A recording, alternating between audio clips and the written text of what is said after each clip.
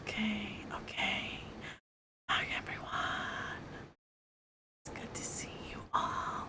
Hi Souvenator. Welcome for being first. First. You are first. Congratulations. Hi Bryce. It's good to see you. Welcome. Hi Coyote. It's good to see you as well. I honestly was thinking of playing a game today, but I wanted to also, uh, you know, continue reading where we left off because it was kind of getting good, and I'm in the mood for something spooky.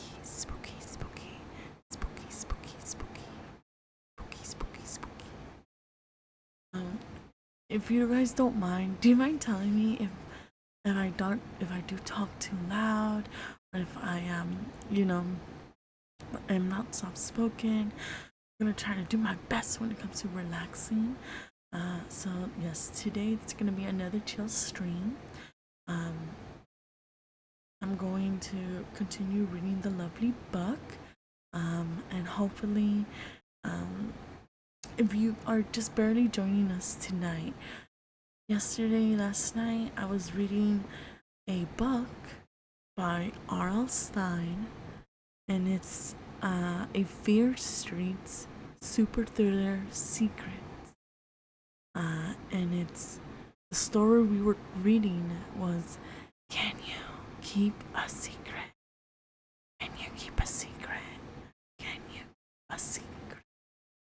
And I believe where we left off was where they find a briefcase inside of a tree that was hollow. And there's like a lot of motifs. I think that's the word I'm looking for. Where there's a lot of werewolf, moon, crescent moons, love. There is some romance in this book, which surprised me. I'm not gonna lie. Um, but yeah, I also want to say, grab your favorite blanket, grab your favorite snack. I hope you enjoyed your lovely time with me, and yeah, it looks like um okay, also, I don't know if you guys are also in the Discord server, but for the ones that were in the Discord server, I announced that I was gonna have a surprise for today's stream. Unfortunately, I did not take account that I was supposed to have a capture card. I forgot about that. I got too emotional, basically. Hi, Mixie. Welcome. Thank you for coming through. It's Percy. Hi, welcome. Thank you so much for coming again. I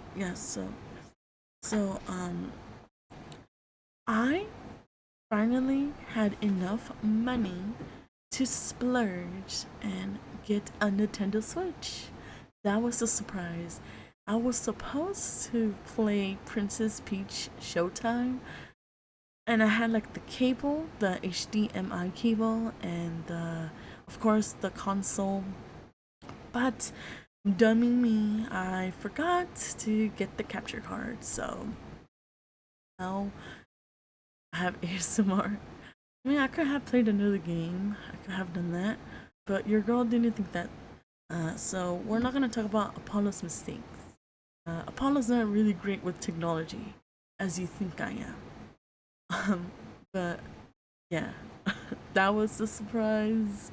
Um, but alas, it kind of blew in my face. I got too emotional, basically. I got too excited. It was like a shiny new toy. Poster Joester. Joester? Hopefully I said that right. Do not worry, my actual birthday is actually June 16th. So no worries. Okay, perfect. Thank you. But yeah, but I do appreciate the happy birthday. I do appreciate that. It is our birthday subathon, so I do appreciate that. But so as I was saying, hopefully I am not speaking too loud because that's like my worst fear. I don't know how people talk so softly. I'm trying to fiddle with my microphone too with the settings because I don't want it to go too, too loud. Hi Golden, it's good to see you. And Spencer, may your heart be your guiding key. Mwah. Yeah. It's always a pleasure seeing you. I love each and every one of you. I hope you guys know that. Yes, but alas, your girl, um, I, yeah, I mean, you sound perfect. Oh my, Golden, stop. But like, don't stop. Uh, and as you can see, I chose a background that represented spooky time. Spooky, spooky, spooky, spooky, spooky. I will definitely give her a hug. No worries.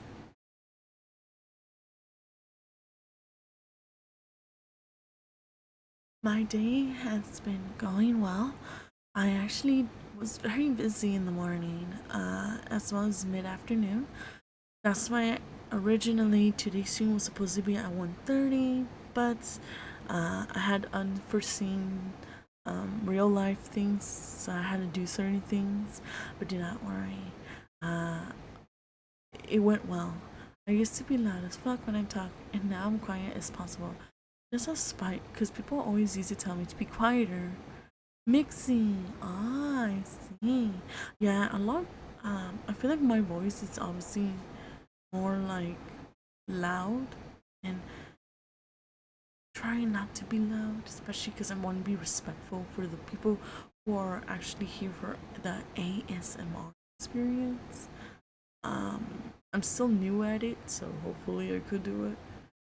Oh, one moment.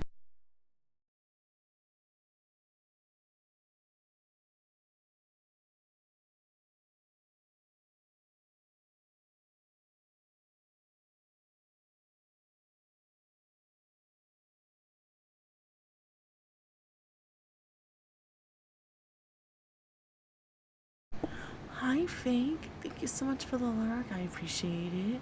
Um, I hope you have sweet dreams, and I hope you have a beautiful day. Oh, thank you, Golden. I really do appreciate that.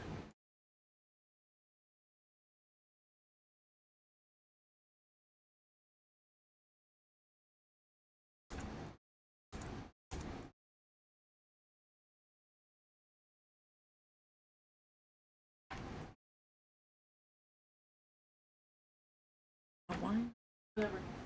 Ah, and then, uh, hey, it may be just me, but as long as I get head pets, I don't care how loud you are.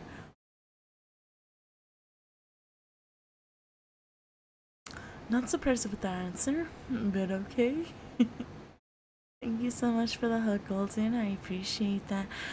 Also, I'm not sure. Also, thank you so much for the stream, Zikian. I'm so honored that you spend your lovely time with me. Also, thank you for the follow. Thank you for the follow. Thank you for the follow. Manuel, breathe in. Thank you so much for joining us tonight on this comfy day. I hope you enjoy your lovely stay. Uh, Also, I want to give a thank you to a gift to a subscription. I'm not sure if they're here. I do just want to say quickly, not quickly, but I do want to say thank you so much, Meaty Piggy, for the lovely subscription, and Zikion, thank you so much for the gifted sub.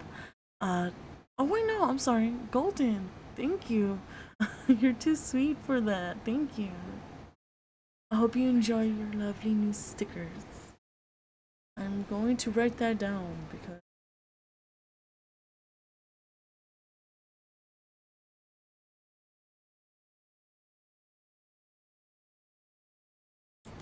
um what was I doing again? Oh yeah. Um yeah, I want to do better with ASMR, especially when it comes to like, breathing in and breathing out. I feel like I should be in my own audiobook. Wouldn't that be something? Also, lately, before I read the book, I do want to tell you that lately, I don't know if you guys will know this show, but I was watching uh, Ghost Whisperer. I'm not sure if anyone knows what that show is. Um, it's really good. I love it a lot.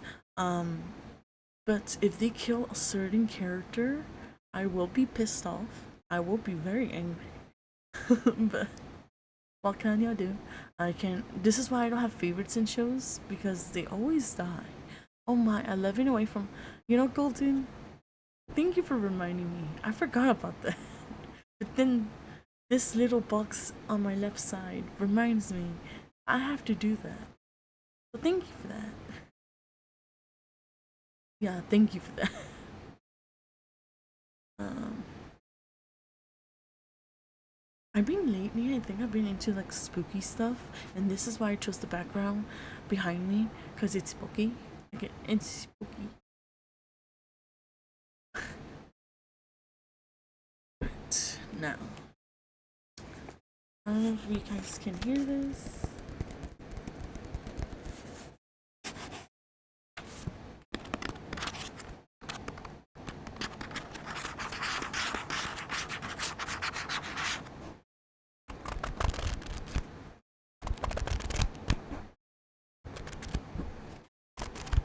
I was trying to give you book triggers. I don't know if that will help, to be honest.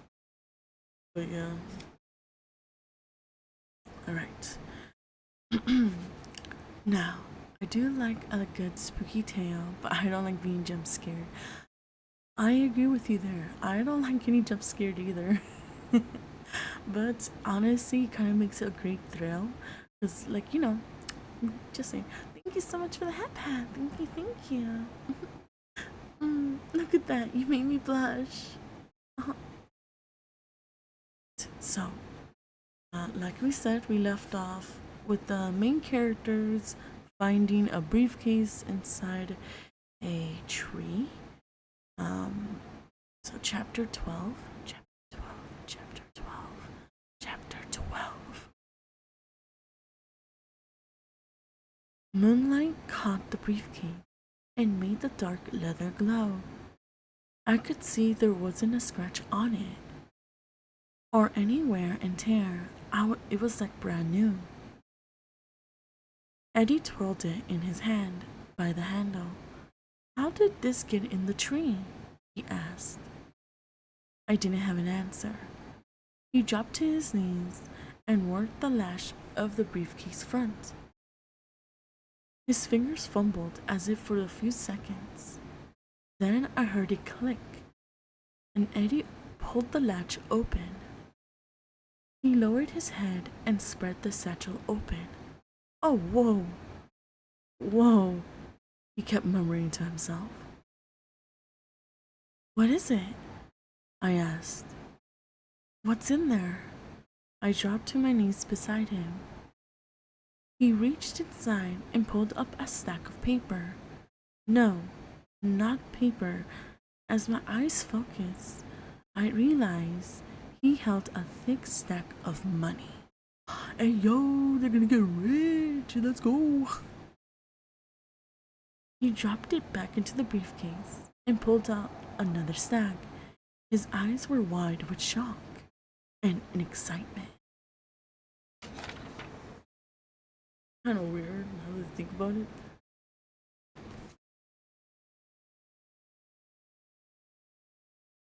His hands trembled as he shuffled through the bills, examining them. All hundreds, he said finally. Emmy, all hundreds. Look, look at this. He pulled up a huge handful. I took them from him and spread them in my hands like a deck of cards. Hi, welcome, Rampage. It's good to see you, sweetheart. I hope you're doing well. You can. Hi, cutie. I mean, at this point, it made sense. I mean, they're gonna be. Oh my god. Oh my god. Eddie. Poldimus, hi, welcome to the stream. I hope you enjoy your stay. It's good to meet you. You have a beautiful name. Put? Hopefully I said that name right. You have such a precious time. Thank you for stopping by. Thousands of dollars, Eddie said in a whisper. He tilted the case toward me. I could see that it was jammed to the top with money. There's thousands of dollars in here. All hundreds, he said. He swallowed hard. He kept blinking rapidly in disbelief, I guess. My heart was pounding in my chest. Put it back, I said. He gasped, as if I said something shocking. Huh? Put it back, Eddie, I urged. Whoever left it there, whoever hid it, well, we don't want to get involved. Very smart. I agree with you there. Money brings problems. Are you crazy? His words come out shrill, his voice high. This is unbelievable, Emmy. This is a miracle. This money, it will solve all my family's problems. Oh. I grabbed his arm and squeezed it. Listen to me. Why would someone hide this money? I mean, maybe it's stolen, or maybe it's drug money. Somebody had to stash away. He trained his strange gray eyes on me. So? They'll come back for it. They won't be good people, I said, my voice trembling. Think about it, Eddie. They might be really bad people, and whoever it is, they'll come back for it. Oh, don't worry, cute cat. This is not gonna be a sad book. Maybe like horror, but not a sad book. Did you ever heard of finders keepers? He said. He moved the briefcase, swinging it out of my reach. Don't be crazy, I said. Please don't be crazy. You're not thinking clearly. Whoever it is will come looking for the money. You do not want to get involved. They won't have a clue who took it. Eddie said. Oh my god, yes! Bye, stream! Woo, you can't go! Ooh, ooh, ooh.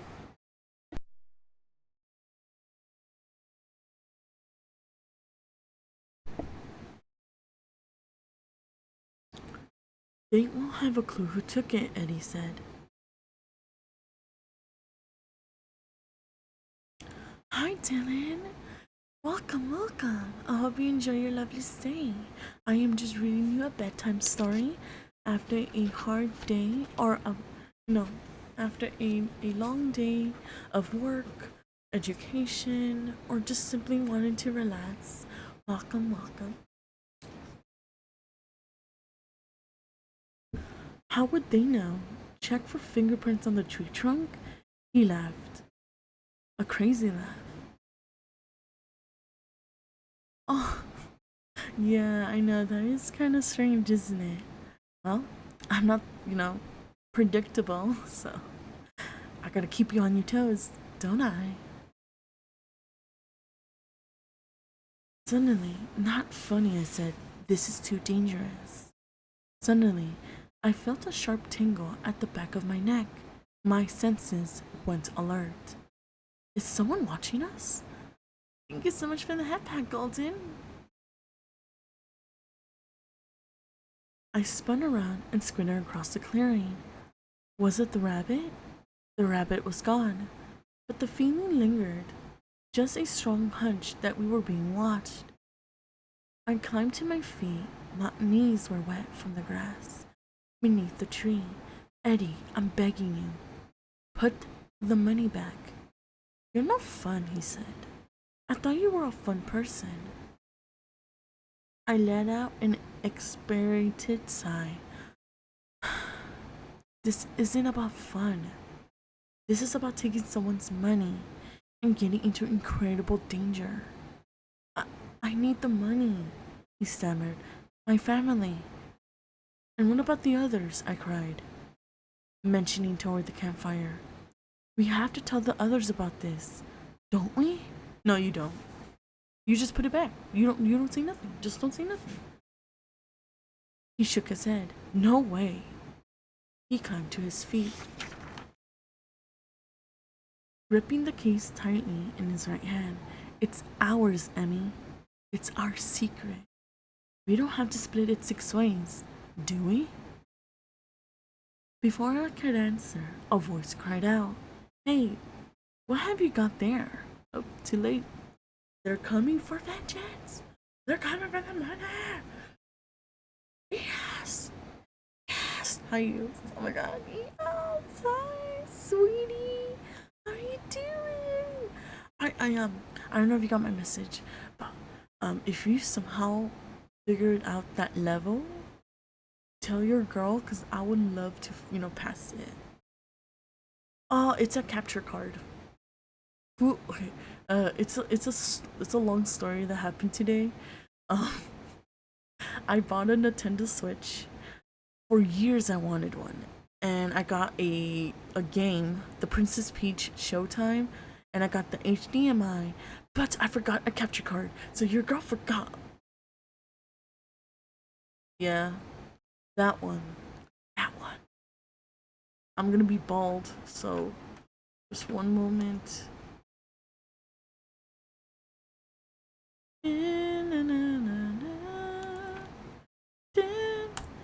Follow my lovely friend. EOS.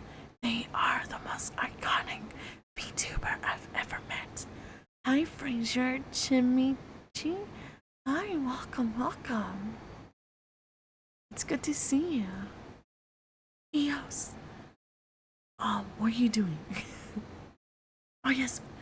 Please follow my friend EOS, you guys. They deserve the world. They deserve all the love and support. They honestly, they're fucking amazing. Like, oh my god, they're just so cool. I'm so honored to be their friend. Like, I'm not even like, what the fuck? EOS, no! EOS. No, EOS, you're too kind. Stop. This is supposed to be a chill stream. EOS. You know what? Just for that, I'm going to do something for you.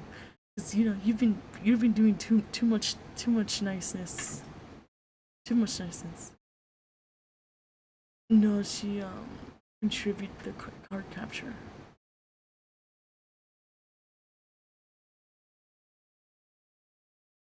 Okay, good.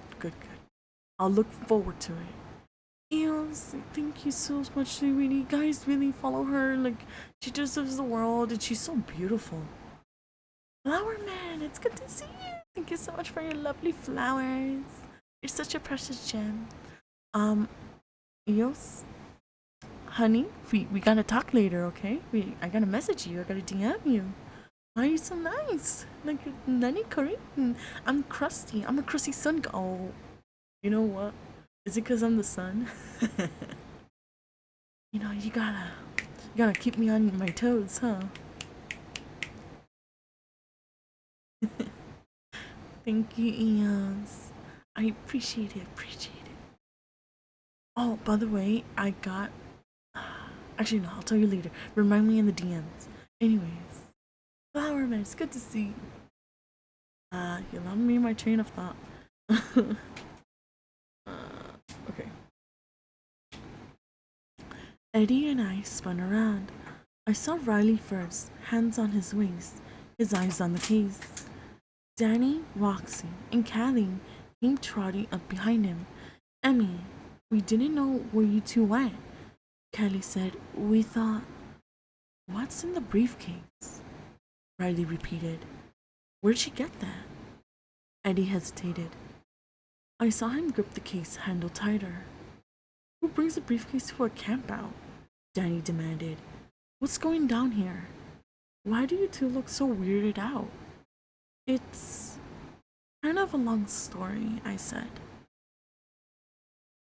Eddie nodded. I found this, he said, raising the case in front of him. In this tree, he slapped the trunk.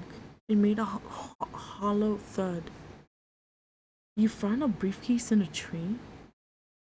Danny scrunched his face up, squinting at Eddie. Seriously? What's this really about? Roxy demanded, turning to me. Why are you acting so strange? What's up with all the suspense? Why did you two sneak off in the first place? We're a couple. We want private time. Enough said. I'm just gonna be honest. If I was dating someone, I would like to be pulled away into a private room and do couple things. I'm just saying. I'm just putting it out there. Let's get back to the campsite and relax, I said. Eddie and I will tell you all about it, I swear. And that's what we did. We settled in front of the fire. Riley popped open a few more beers. I took one too. I felt so jittery and tense. I thought it might help me calm me.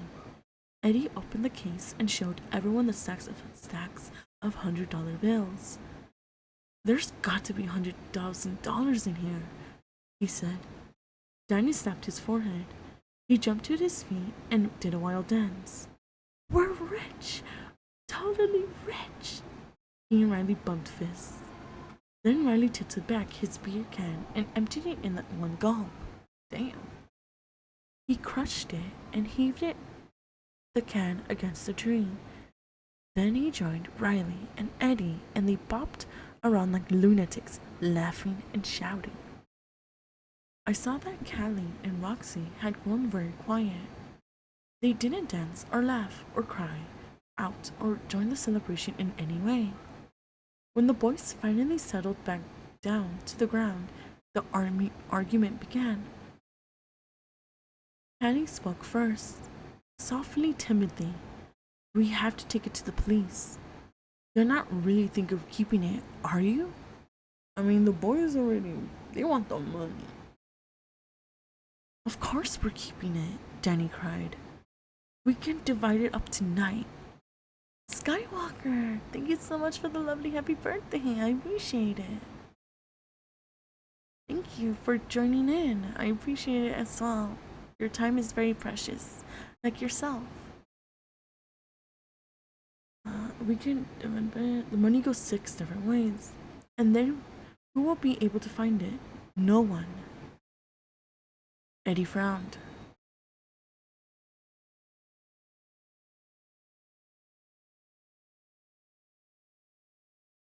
No, Golden, thank you so much for contributing. So much for the card capture. Thank you.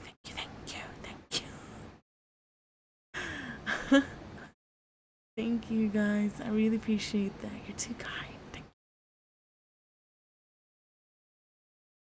you.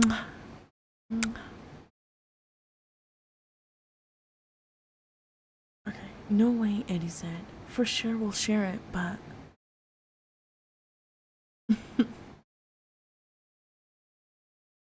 we have to be careful, I said. I mean, this much money, it could be really dangerous to keep. We don't know who hid it in the tree. Skywalker, thank you so much for the 20 biddies. Oh, thank you. I appreciate it. Thank you. Oh, hi, y'all. Thank you so much for the hydrate as well. I always forget. I must drink something.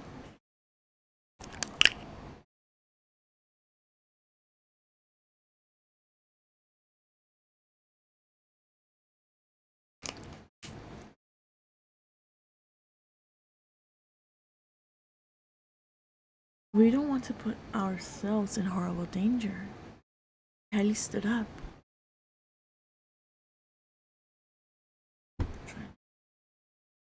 Here. Thank you, Skywalker. I appreciate it. Kelly stood up. Her legs were trembling, and she had both hands down at her sides, curled into tight fists. We can't argue about this, she said through gritted teeth. Why are we even talking about it? We have to turn it over to the police. It has to be stolen money. Maybe there was a bank robbery or something, and there wasn't any bank robbery in Shady Side, Eddie told her. You know my stepdad is a cop. If there was a bank robbery, trust me, he'd be talking about it. He'd be talking about it day and night. Then where did the money come from? Roxy demanded. Look at that case. It's fresh. It wasn't in that tree for long. Someone just put it in there and they'll be coming back for it real soon. That's why we gotta split it up right away, Danny said. He turned to Riley. You agree? Riley shrugged. I'll take my share now, no problem. He laughed. Don't be stupid, Eddie said, latching the case. We have to hide the money till we know it's safe to spend it. He's right, I said. What if it's marked money? You know, like in a bank robbery? And we start spending it and we're caught. Then they think we're the ones who stole it. Callie was still tensely on her feet, her body rigid, her fists tight. Whoever hid that money is guilty of something bad. It has to be from some crime. We can't take the risk. The police will be looking for it. We have to take it to them right now. Oh, God of fire, you're so funny.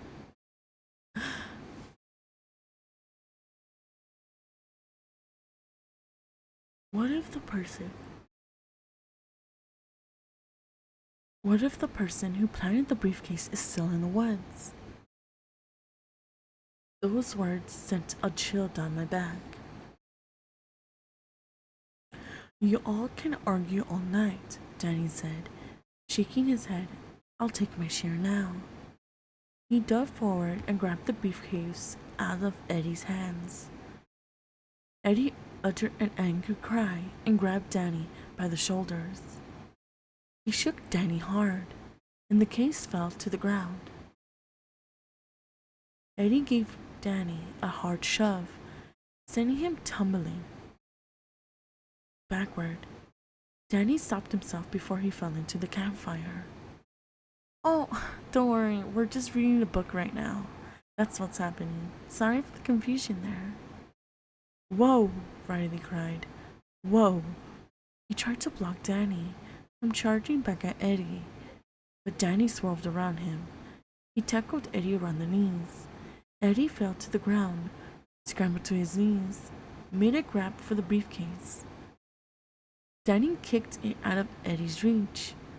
Eddie dove for it, and I screamed as I watched the revolver fall from Eddie's jacket pocket. Both boys saw it too. Danny dropped to his knees and stretched his hand toward it, but Eddie got there first. I saw Danny's hand wrapped around Eddie's. They were both grunting and groaning. Oh my god. They looked like two armed wrestlers, struggling and straining, their hands closed over the gun. I screamed again, a shrill scream of horror, as the gun exploded. The sound of the shot echoed off the trees all around. My scream cut off. I started to choke. I watched Danny grab his stomach and crumple to the ground. You killed him! Patty screamed, throbbed in my ears. You killed him! You killed him! Oh, girl! What's happening? Oh! Nah, I don't think so. I don't think so. Chapter 13. Chapter 13. Still screaming, Kylie ran to Danny and dropped beside him. Danny raised his head slowly. He gazed around, his eyes unfocused as if he was dazed. Danny? Danny? Khalid cried, reaching for him. He sat up. I'm okay. He ran his hands down his chest, then his legs. The shot, it frightened me. I just dropped. Reflexes, I guess. Kylie held onto him, hugging his shoulders. You're not shot? Danny shook his head. I felt the bullet whiz past me, like a burst of air. And the sound, he covered his ears with both hands. Eddie moved quickly and lowered a hand to help Danny up. The rest of us stood in place. No one spoke. Eddie tucked the gun into his jacket pocket. Then stood then he stood Danny up and brushed him off. His way of apologizing, I guess. I kind of figured they wouldn't shoot. I mean, it's an R.L. Stein book. I'm pretty sure it's not gonna do that.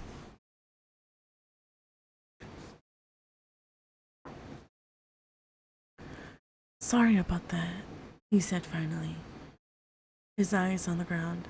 It was an accident. You know that, right? Danny nodded. We were both being stupid, he murmured. Maybe this will bring you guys to your senses, Roxy said. I'll second that, I chimed in.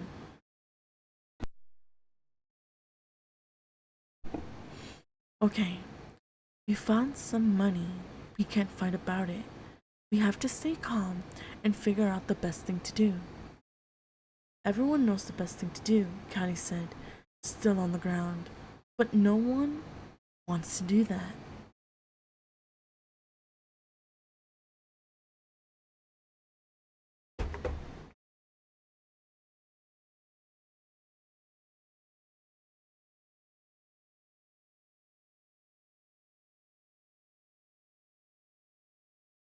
You mean turn it over to the police? I said. She nodded. That's crazy, Eddie started. But I held that hand up to silence him. Let's not start fighting again. Let's vote, settled it right away.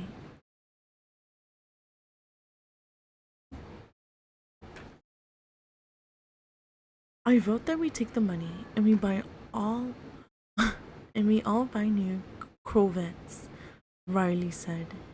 We have a Corvette club, all 6 of us, and we meet every week and go rowing around together, terrifying everyone in town. He pretended to be hurt. Come on, it's a plan, isn't it? Riley's uncle once showed up in a new red Corvette and took Riley for a ride in it, and he's been obsessed with Corvettes ever since. He draws them and puts them together plastic model Corvettes. He even made his parents take him to the Corvette factory in Kentucky one summer so he could watch them being made.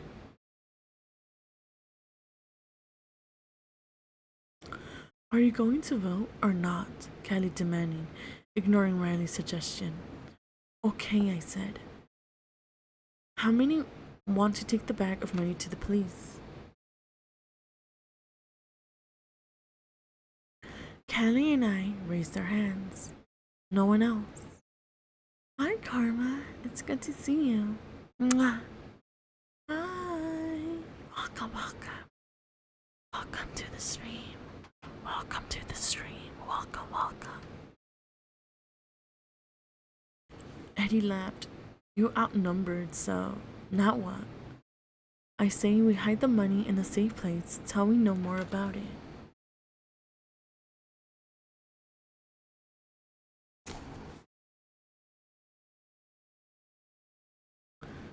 Danny eyed Eddie suspiciously. And you get to choose the safe place? Stop it, Danny, I said. We're starting over, remember? We have to keep the secret, all 6 of us. And we have to trust each other. We're friends, right? Sure, we're friends, Danny said. But we never had thousands of dollars before. And you think that could mess up our friendship? McCribs! Ka-chow! Chow! Chow! We are doing well. How are you doing? It's good to see you.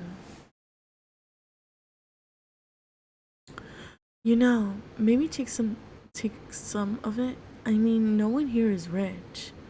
Thank you for the boop. We got money problems, right? I just want to know who makes the rules here. Is it you, Eddie? I guess, Eddie said. I'm the one who found the money. I think, but we're going to split it equally, right, Eddie? I broke in. I could see Danny was ready to fight again. All six of us share the secret, and all six of us get the same share.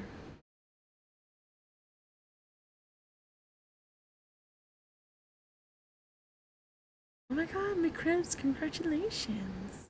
I hope you enjoy your lovely new job. All six of us share a secret, and we all have to say about things.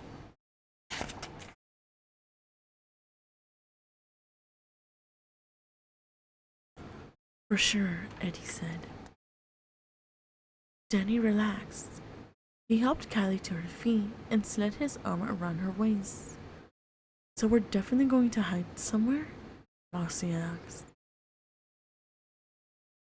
Just to be safe, Eddie said. He raised the briefcase and unlatched it. Hey, how about this? A symbol of good faith. He reached in and pulled out a stack of bills. I grabbed his arm. Eddie, what are you doing? I told you, a symbol of good faith. He canted out $600 bills and handed one to each of us. He jammed one into his jean pocket. Then he latched the briefcase shut. Roxy raised the money close to her face, holding it in both hands. Wow. I never held $100 bill before. Hard to believe it's real. Callie shook her head. I just want to go on record, she said, folding the bill in her hand. If something bad happens because of this, I warn everyone. Relax, Callie, I said. Seriously, just chill. Nothing bad is going to happen. Whoa, was I wrong? But Doria, do you want me to say good girl or good boy? What would you want me to say? But Doria, you're such a good boy. You're such a good boy. Such a good boy. Ada is such a good boy.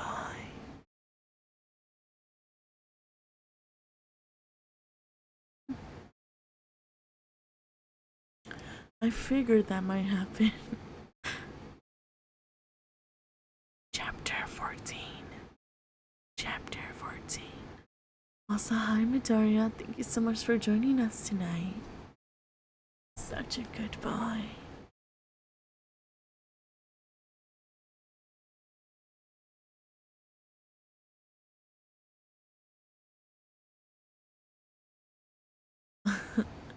Hi, sweetheart. How are you doing tonight? I hope you're doing well.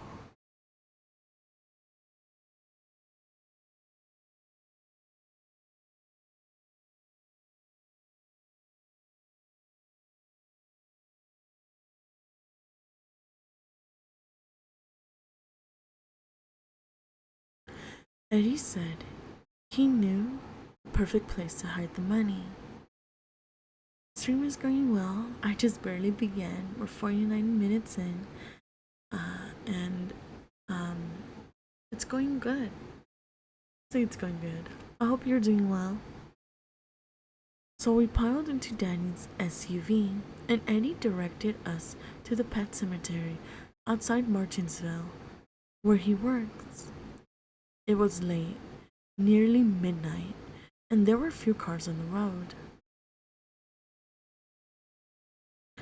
About a mile from Martinsville, a deer leaped out onto the highway in front of us. The headlights lit it up so bright I could see the startled look in the animal's eyes. Danny hit the brake and swerved hard, making us all scream. My hand screened the arm of the door so hard it throbbed with pain. I forced myself to breathe. I let out a cry as the deer managed to scamper to the other side. What a boring night! Riley joked. Well, we all laughed. Tense laughter. I sat next to Callie, and I could feel the fear and tension coming off of her. She clasped her hands tightly together in her lap, and she kept her eyes straight ahead, focused on the road and the darting headlights.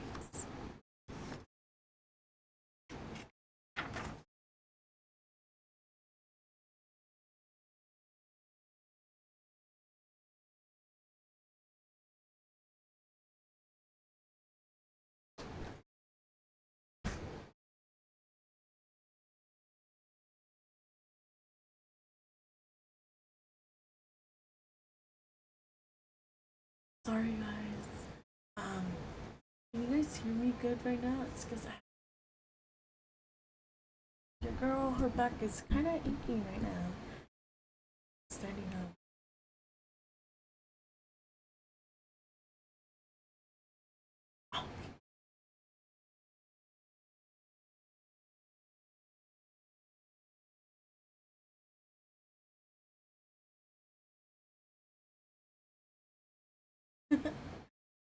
Guys,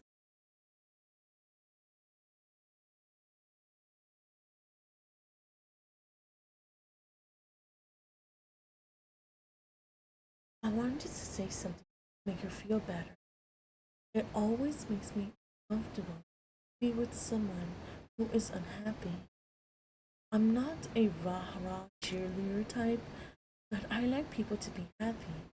But as I said, I don't know Callie very well at all, so I didn't know what to say to her.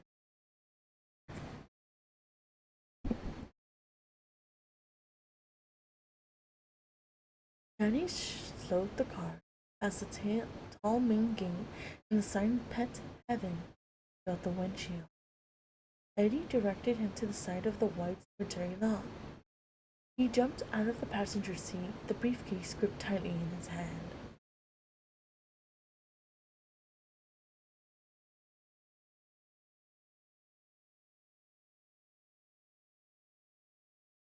Snakes of cloud floated over the pale crescent moon. The oak trees that dotted the ground stood still as death black against the purple night sky. We followed Eddie into the cemetery, our shoes sinking into the soft dirt. Again, I felt a chill at the back of my neck, felt all my senses hurt. Something evil here. Why did I keep having that feeling? Is it just because the decaying corpses of thousands of dogs were laying underneath our feet? Kind of vivid, to be honest. Opinion anyway.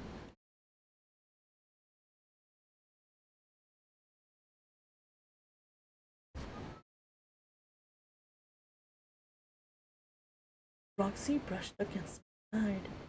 This is way creepy, she said in a voice just about a whisper. I nodded. I pointed to a tall stone in the dim light. We both read the inscription, Harry, 2004 to 2016. My best friend will go for walks in heaven. Roxy shuddered. That gravestone probably costs big bucks, right? Probably, I said. People love their pets. But I was thinking about how I had such a feeling of dread every time I came here. I mean, it is death. Makes sense why you feel that way. I shrugged. Beats me. I held my breath. The odor really was truly.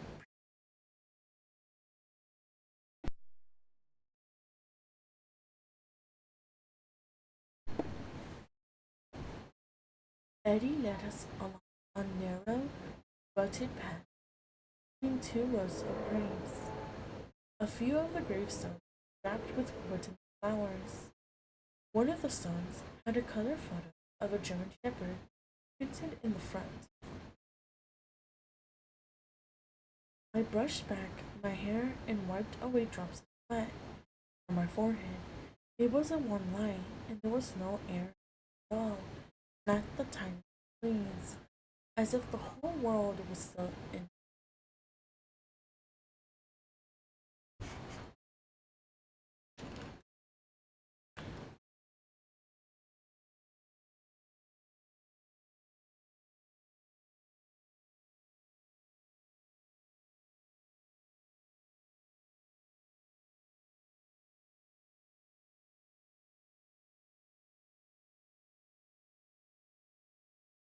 Over the back of the cemetery, I saw a yellow light.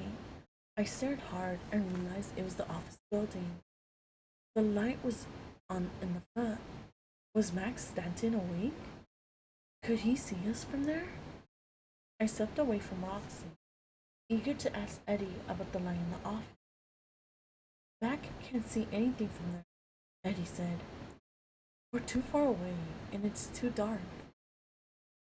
He stopped on an open grave. Doria, stop. You're making.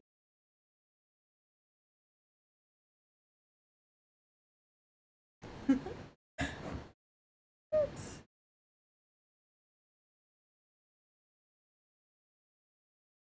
He stopped at an open grave, dirt pile, no mouth at Barukin. Hi, welcome, welcome. Thank you for joining us tonight on this comfy, spooky nighttime reading. We appreciate it. Good to see you. Eddie turned and waited for the others to catch up. This is perfect. Golden stop. Thank you. You're too kind. Thank you, thank you. Danny stepped up beside him. You're going to bury the briefcase.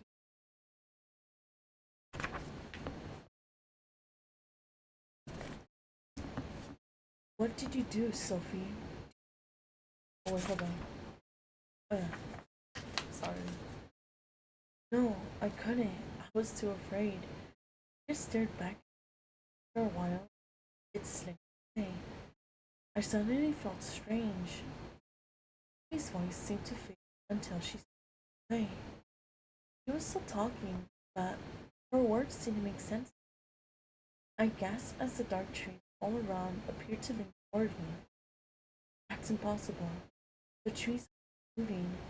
What's wrong with me? Emmy? Are you still there?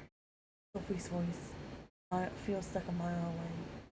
The trees tilted towards me, reaching for me. The ground started to tilt away. Sky rocking. The crescent moon sliding to and fro, trembling as if dizzy. Why do I feel dizzy? Emmy? Are you coming home? Where are you? Please come home. It isn't safe, Emmy. It isn't safe out there. Sophie's voice sounded so distant, like a million miles away.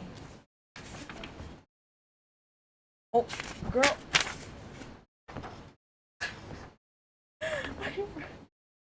Guys, I read the. I skipped another page. Sorry, guys.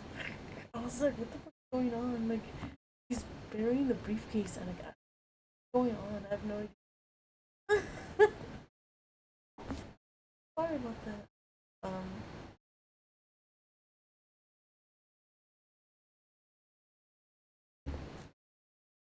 I guess I'll just continue reading where I'm seeing that she felt it.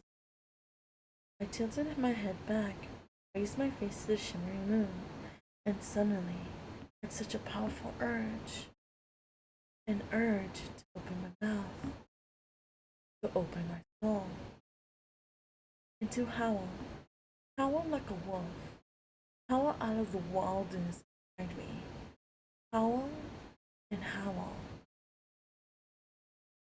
and never stop. Girl, please.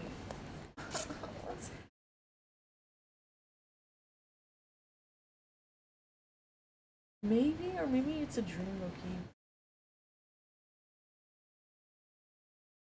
Someone grabbed my arm. Callie. Her eyes were wide with alarm. Emmy, are you okay? I blinked at her. It took me a while to realize my mouth hung wide open. I closed it, breathing hard, my chest fluttering, blinking more, struggling to make her come into focus. Emmy, what's wrong? She held into my arm.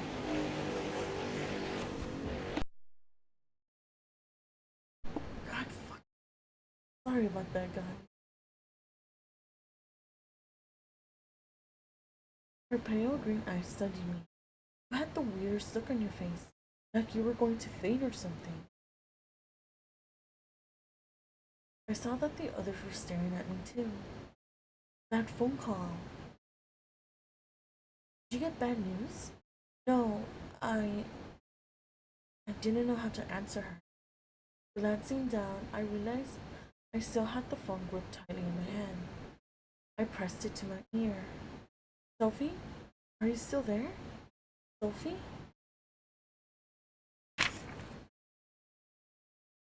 My sister, I told them, tucking the phone into my jeans.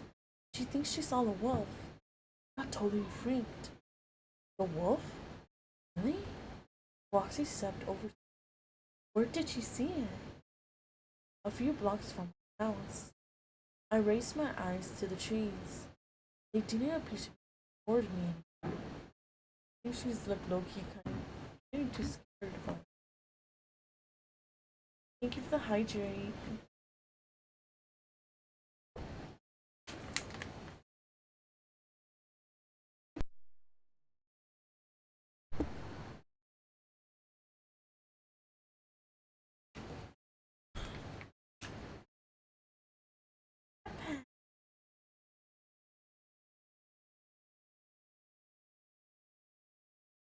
Every time you guys give me head pets, I love you guys so much more.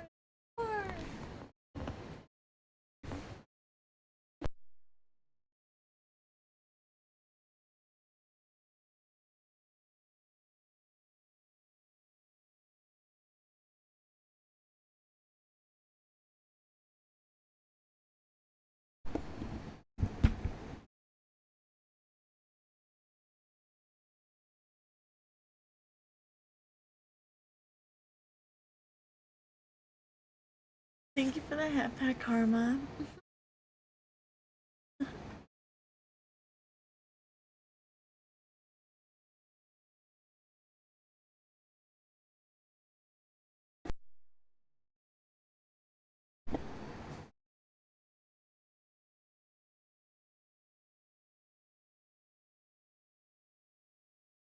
My dizziness lingered.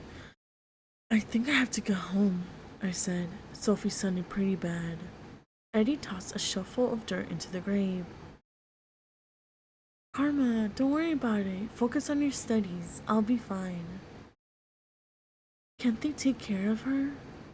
Oh, aren't your parents home? Can't they take care of her? I could see the disappointment on his face. He probably wanted to go back to our campsite in the woods for the night. But I was no longer in the mood, and watching the faces around the grave, I didn't think anyone else was either. My parents are useless in an emergency, I said. They just tell us to calm down and not be drama queens, no matter what. I was telling the truth. My mom just passes out with Xanax, Roxy said. She thinks it's a cure for everything. I'm almost finished here, Eddie said, tossing more dirt on the grave. I can ride with you. He glanced around the group. We were all standing very still.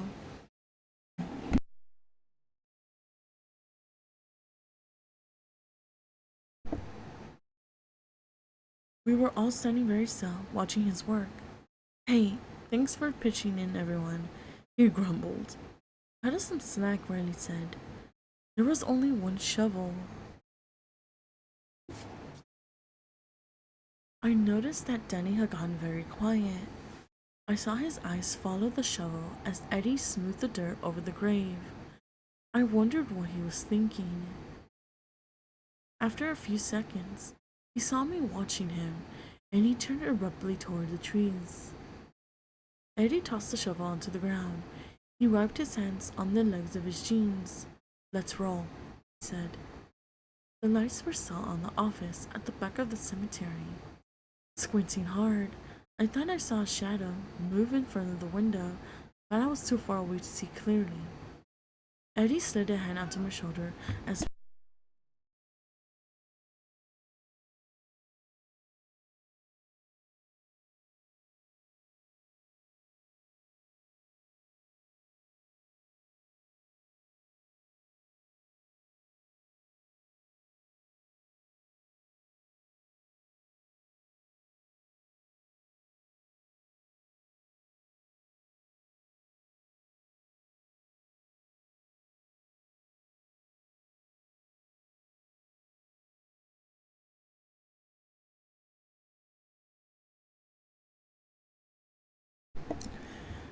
uh, Eddie slid a hand onto my shoulder as we walked towards the car. "You okay?" I nodded, worried about Sophie. Worried about Sophie and about me. "What a boring night," Riley exclaimed. That made us all laugh. "Hey, we're almost rich," Eddie said. "Almost," Danny repeated. I could hear the bitterness in his voice. I hoped he wasn't going to cause more trouble. Sophie was waiting up for me in our room. Her face was sweaty, even though a breeze was flowing in through the open window, making the curtains dance. "Dance, water, dance." She sat up on her knees on her bed as I came in. Aww. Her nightshirt was caught beneath her legs. Sophie's cheeks were flushed. Her normally perfect black hair was matted to one side on her head. "I didn't know if you'd come home or not," she said softly, her eyes studying me. "I was worried about you. You sounded so weird," I said. "You weren't at Rachel Martin," Sophie said, frowning. "I tried her house first." "You what?" I returned her stare. "Why didn't you just call my cell? You knew I wasn't at Rachel's. So you were checking up on me? Why?" She stuck her chin out. "Mom and Dad think you're so perfect, and I know you're not." I groaned. "Sophie, please don't start this. It's been a long night." "Look at your sneakers," she said, ignoring me. "They're caked with mud." "Where were you, Emmy? Where were you really?" "I'm sick of you being jealous all the time," I said. I snapped. I didn't mean to say it. It just burst out. Now that I started, I couldn't stop. "Sick of you checking up on me, watching me, commenting on everything, always criticizing me. Always being angry. Poor Sophie, poor Sophie. She's not as popular, not as much fun as Emmy. I'm sick of it. I've got my own problems, you know?" Sophie's eyes went wide. She wasn't expecting such an explosion. She raised a finger to her lips. "You're going to wake up Mom and Dad," she said. "I don't care," I said. "You just don't want to be honest with me," she said, her chin trembling, like she was ready to cry. "You don't think you can confide in me because you think I'm some kind of lower life form? I'm just some kind of larva? No, a leech? Some annoying creature you have to pull off your leg?" "Huh?" That made me burst out laughing. After a few seconds, Sophie began to laugh too. It was such an insane, dopey thing to say. We hadn't laughed together like that in a long time. We both laughed till we had tears in our eyes. I dropped down on the edge of the bed and took her hand. "Okay," I said. "Okay, leech. How about a truce? What do you say?" She wiped her eyes with her fingers. "Truce? I'll tell you the truth," I said. "If you swear not to tell anyone." "Can you keep a secret?" They said the book title again. Guys. Oh my god. I like it when they say the book title. It's cool. In my opinion, anyway. I think it's cool. It's cool. Cool.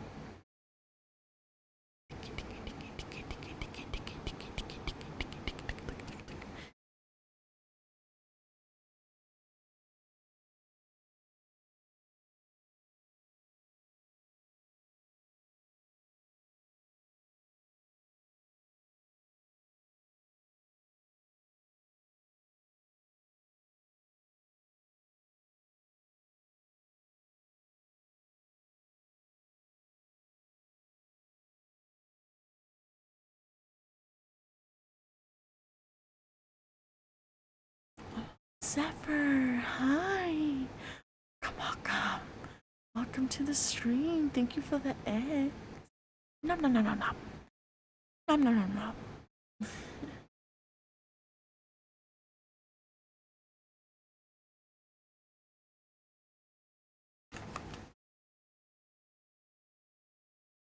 Aw. I'll tell her that you gave her some eggs.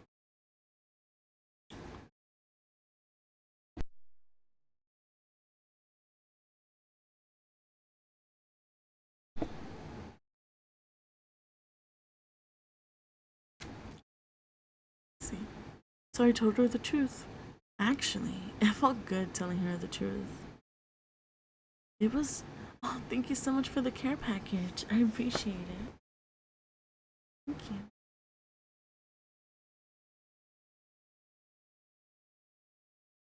Making me blush like that. You're so mean. Mwah. Boop. You boop my snoop. Boop boop.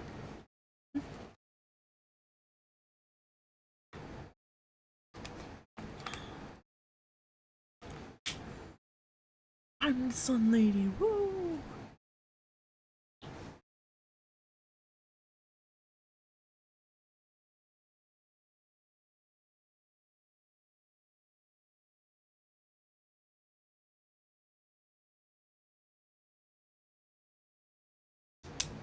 Thank you for the head pat, Karma.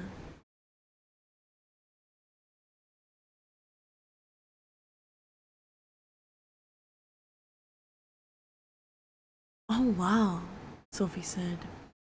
I could see the surprise on her face. You and Eddie? You haven't even been going out with him that long. I hope you were careful. It wasn't like that. I told her. Eddie has this thing about camping, being outdoors. He says we spend too much time cramped up indoors. He says he can't breathe indoors, so we came up with the idea, and we all thought it would be an adventure.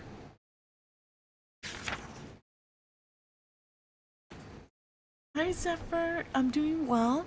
I hope you're doing amazing. Just one moment, I gotta do something real quick. Sorry about that.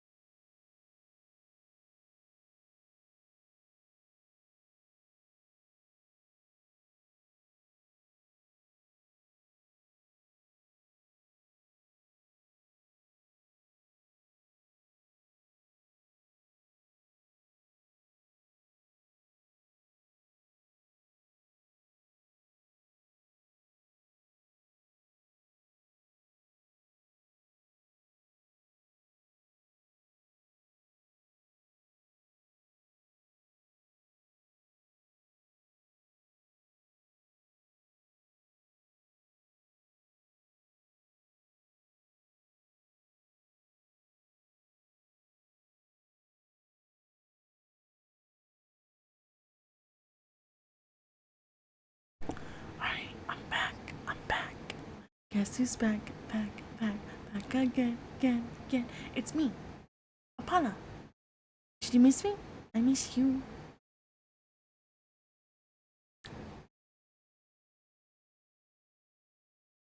Thank you so much for the follow. Thank you for the follow. Thank you for the follow. Ghost Belmont. I hope you enjoy your comfy stay, and I hope you have sweet dreams. I'm going to be reading you a bedtime story, so come join us on this comfy train.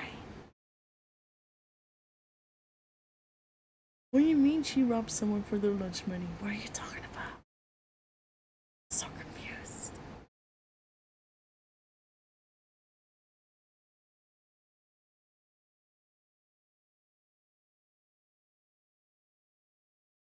I would love, though, to honestly, that would be iconic. Lunch. Oh my god, I love brunch. Wait, that's so random, but like, it's true though. What do you mean robbed someone for their lunch money? So confused.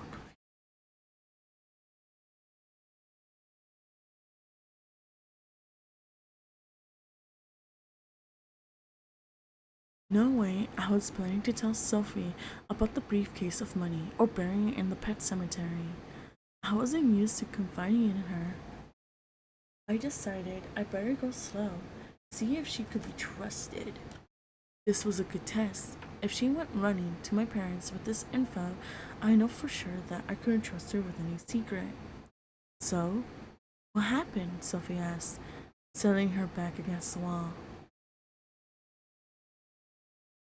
Why'd you come home? Because of your call, I said. It wasn't a total lie. You sounded so frightened and my voice trailed off.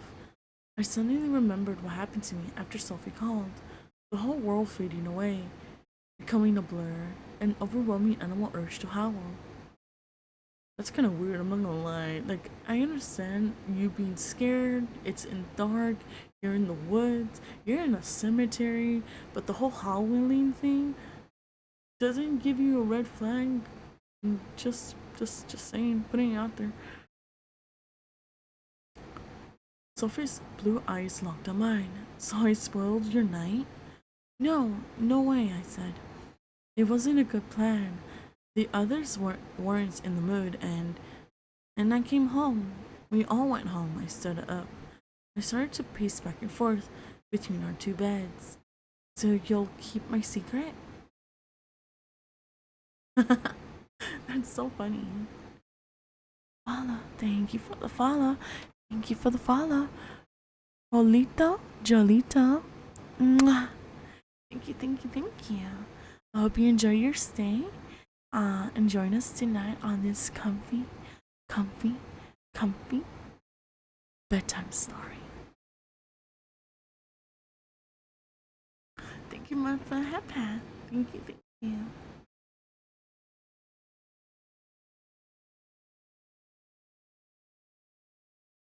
Of course, she said. Change of subject, I said. I had to ask her. Thank you for the high train.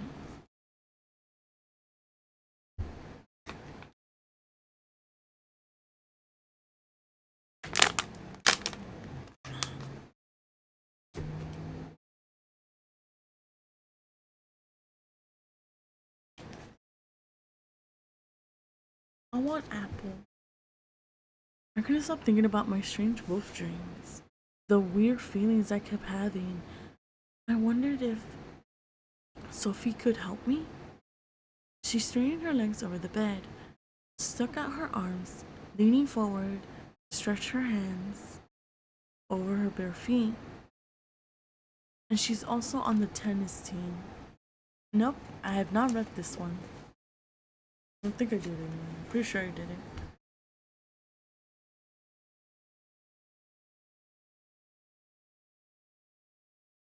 I stopped pacing and stood over her. Sophie, do you remember anything at all when we flew to Prague? When we were little and visited Great Aunt Marta?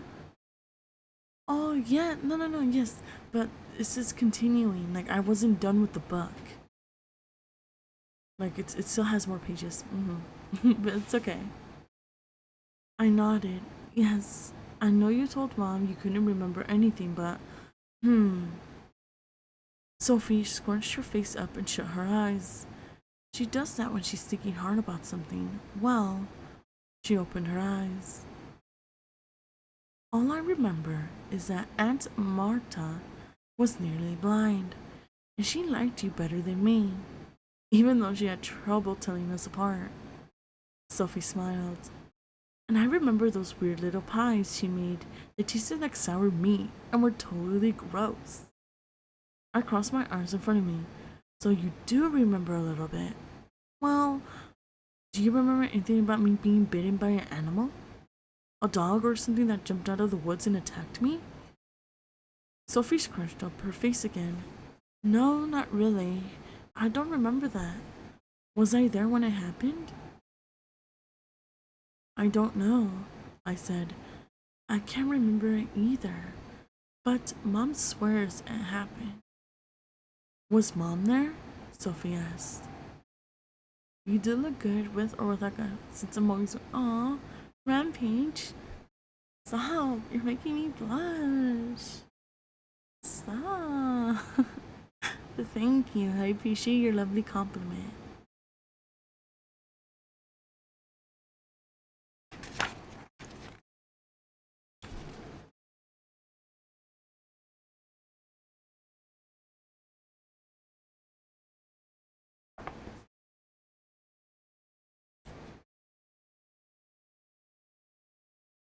Good night, Rampage. Sweet dreams. I hope you enjoy your lovely night. Mwah. Thank you so much for the hat pad. Thank you, thank you, thank you. No, Aunt Marta told her about it. Mom was visiting someone in the next town when it happened. But wouldn't I remember something as frightening as that? Sophie shrugged. Emmy, are you coming to watch my track meet Monday after school? Mom and Dad can make it. I'm really sorry. I can't either, I told her. I have to pick up Eddie after his job, and then I'm having dinner at his house. But you promised. Sophie's voice became shrill. She pounded the bread seats with both fists. You promised you'd come, Emmy. Thank you so much for the hat pat. I wish I could, I said. Really, How come I always come last? Sophie demanded. Hey, I thought we had a truce, I said. I'm sorry, I really am. Sure, I felt guilty. I had promised to come. Well, Sophie's track meets were very important to her. It was the only thing she was into, except for hanging out in the library and reading and studying all the time. But then Eddie needed me to pick him up and invited me to dinner. I knew I should support Sophie more, but what could I do? I had a busy life.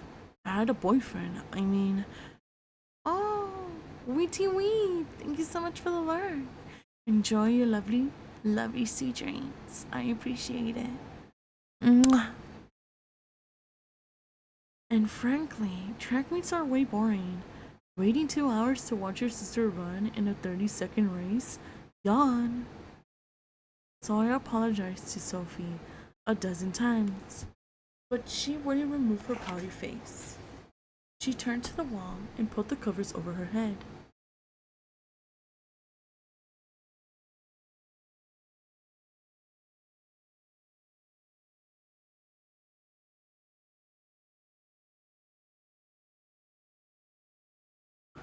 I got undressed quickly, pulled on a wrinkled up pair of pajamas. I stuffed in a dresser drawer, turned off the light, and climbed into my bed across the room. It took a while to get to sleep. I kept running the scenes of the evening over and over in my head, like one of those 6-second vines that just won't stop. Vine reference, ayo? The campfire, the gun, our names carved on the train, the brown leather briefcase of money. When I finally fell asleep, I had another weird wolf dream. In this dream, I was in a house I didn't recognize, in a brightly lit living room filled with red furniture. Everything red. I felt puzzled. Where was I? How did I get there? In the dream, I wanted to figure everything out. I was frightened by my confusion. Before I could get clear on anything, I saw the wolf across the room. Tall and powerful looking, standing stiff and alert. The black wolf gazing at me with those intelligent blue eyes. Ears straight up, jaws open just enough to reveal yellow curled teeth. My confusion gave way to fear. A terrifying staring match, the wolf and I. Neither of us blinked. Neither of us moved a muscle. And then suddenly, in my sleep, in my dream, I'm asking myself a frightening question. Is the wolf watching me? Or am I the wolf? Questions, questions, questions.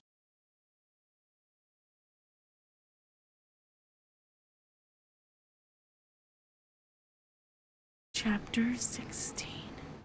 Chapter 16. Chapter 16. Chapter.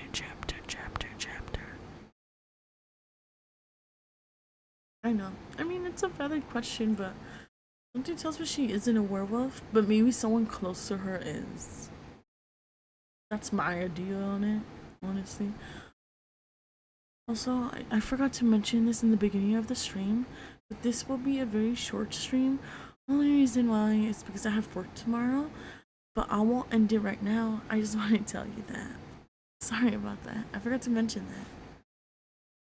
Chapter 16. When I picked up Cosmic Brownie, hi! How are you? How are you? Beep boop. Beep boop. Beep boop. Beep boop. Beep boop.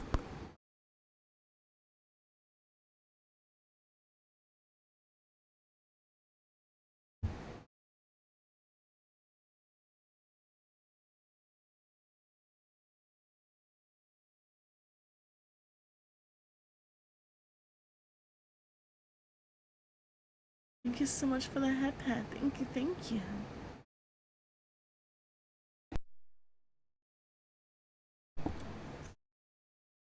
I am doing fine as well. Thank you so much for asking, sweetheart. I'm glad that you're doing Gucci because you deserve to feel that each and every day.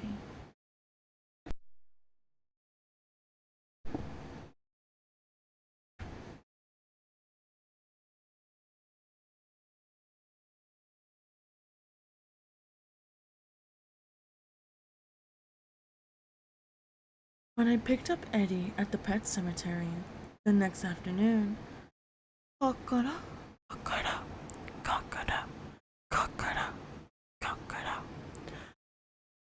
Condorcito, hi. Welcome, come in, come in.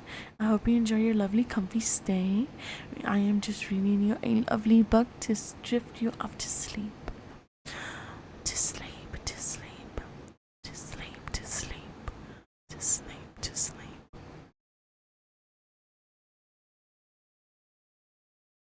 Do you believe this?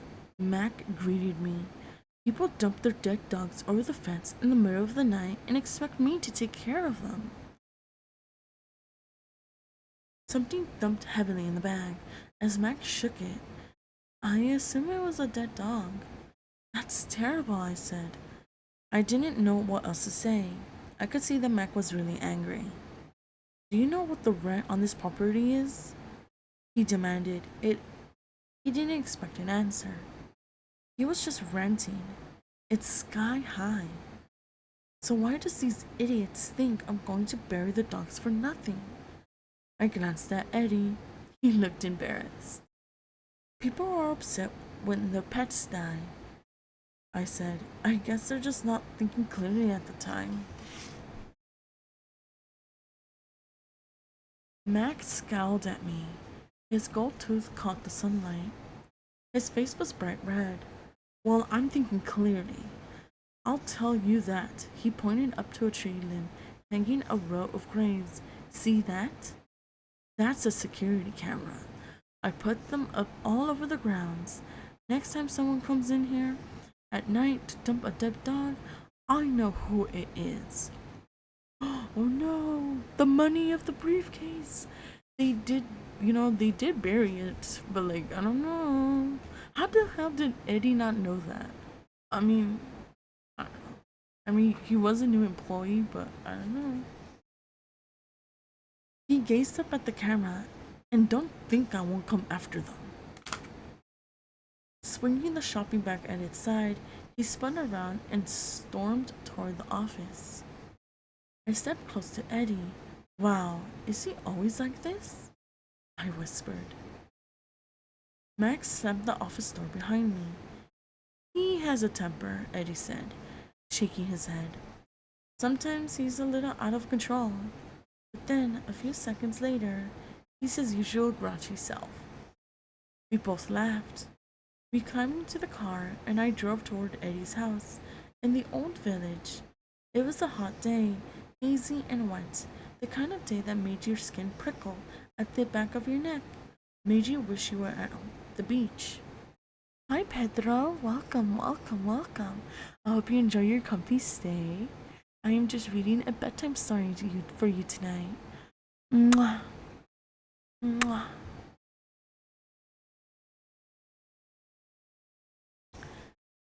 Eddie saw me sniffing the air. It's me, he said. The smell from the cemetery, it sticks to my clothes, to my skin. I can't figure out why it smells so bad there. Is it the crematorium? Yeah, dude. Hi. Welcome, welcome. It's good to see you, sweetheart. I hope you're doing well tonight. I'm just reading you a bedtime story after a long, beautiful day.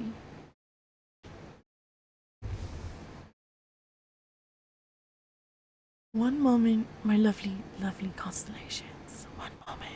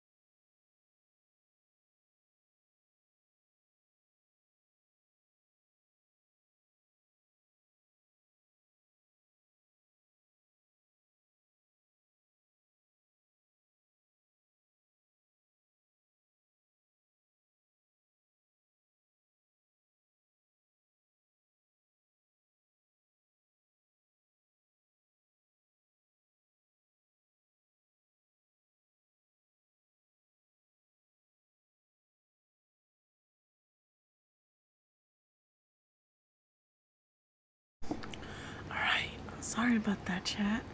I am finally back. Sorry it took a moment. I will be right back. Hi, Rays. It's good to see you. Welcome, welcome. I hope you enjoy your comfy stay with us. Let's see. Raise the Fallen. Hi. It's good to see you. Yo, dude, summer is coming, so get your ACs ready because it's gonna come. Hi, Raise the Fallen. Welcome, welcome. Hope you enjoyed your lovely stay with us. Sorry, I was AFK for a moment, but it's good to see you.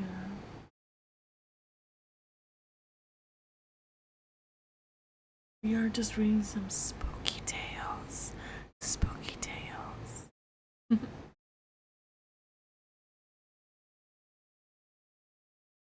Is it the crematorium? I asked, turning to Village Road. Yes, let's dance.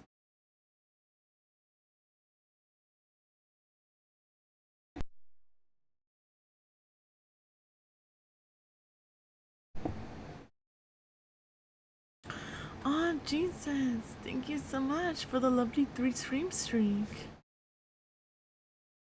Oh, I'm so honored. Thank you. I don't think so, Eddie said. Mac hasn't fired any animals.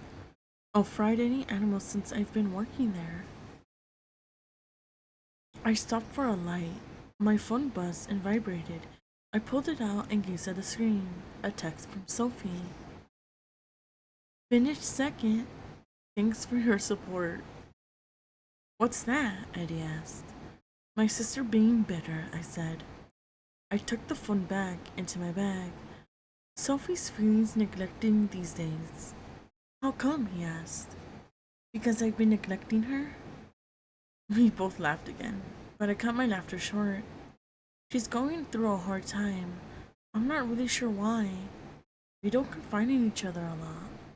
Shrimp fried, hi! I love fried shrimp, oh my god. Or like fried rice actually, I love fried rice. So good. Eddie nodded. Traffic was moving slowly. Cars always got backed up around the Division Street Mall. Passing the mall made me think of some teas I wanted to buy at the Old Navy store. That made me think about money, and that made me think about the briefcase full of money. Did Mac notice the fill in grave? I asked. Eddie blinked. My question caught him by surprise. He shook his head. No, he walked right past the grave. I was so steamed about the dog being heaved over the fence, he didn't notice anything. So you really think the money is safe there? Sure, he said. There are a bunch of recently dug graves. Mac won't notice anything.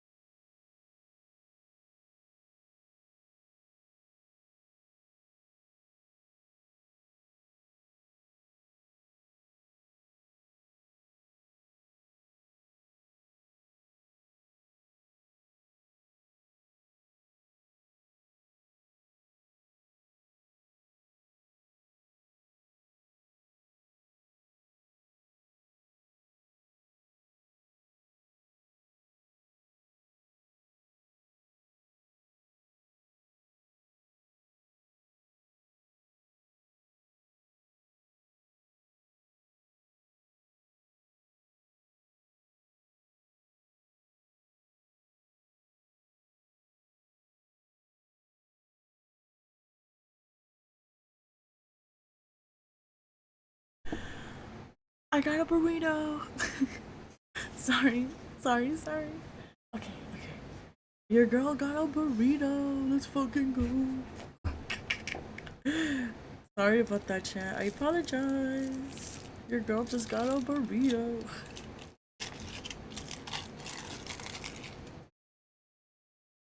I appreciate that. Thank you, Golden. It's actually pretty good.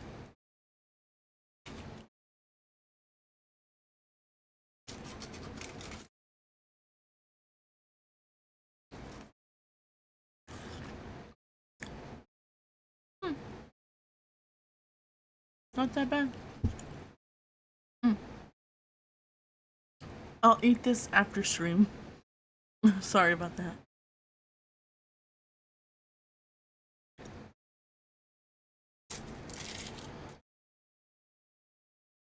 Where was I again?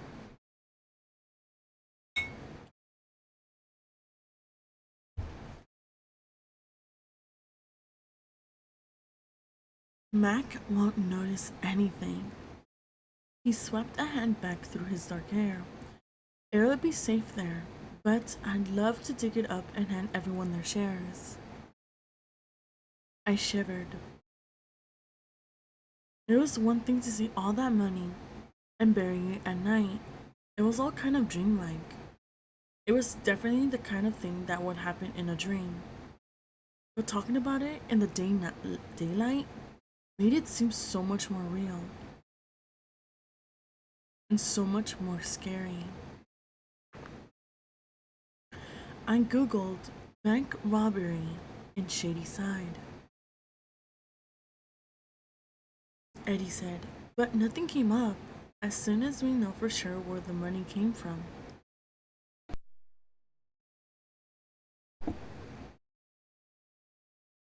I won't be able to keep it a secret from my parents, I said, shielding my eyes from the slow sun that filled the windshield. I mean, once I have my share, thousands of dollars, I'll have to tell them about it. But how? How can I explain it? Eddie smiled and patted my hand. Let's worry about that when the time comes. We can tell them you won the big bingo prize at the school fair. Not funny, I said. Hey, one step at a time, Emmy. When it's safe to take the money, we'll figure out a way out to tell our parents. Do you really think they'll be shocked and horrified and want to turn it to the police immediately?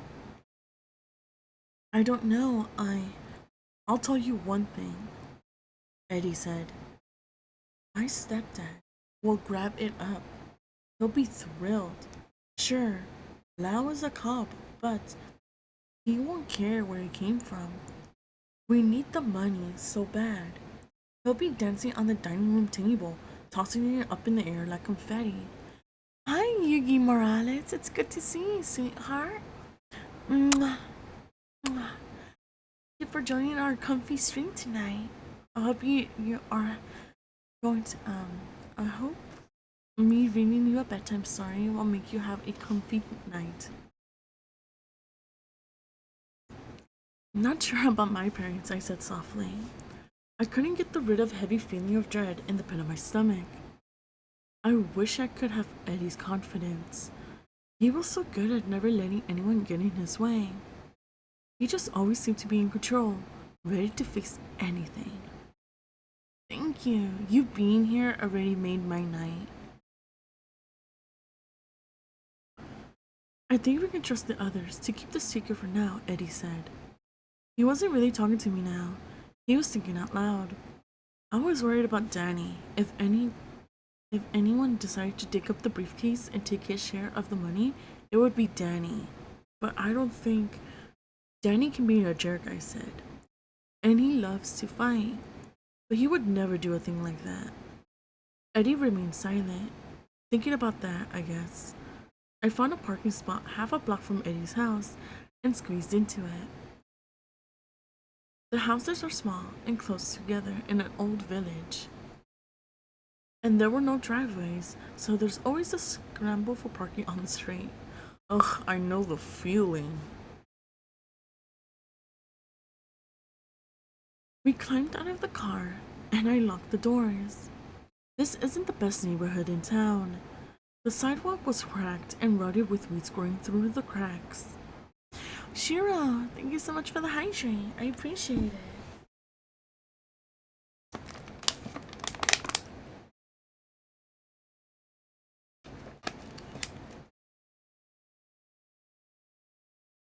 You're so kind. Thank you for joining us tonight.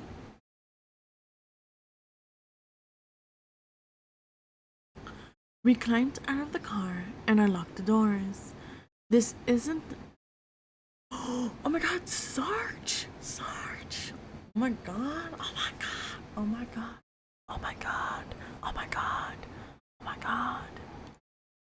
Oh my god! It's Sarge! Oh my god! Gonna give a shout out to Sarge. Surge, I meant Surge. Kill me. I said Sarge like a dumbass. Guys, follow my friend Surge. He's an amazing singer. And his model is adorable. Thanks so much for the hat. Thank you.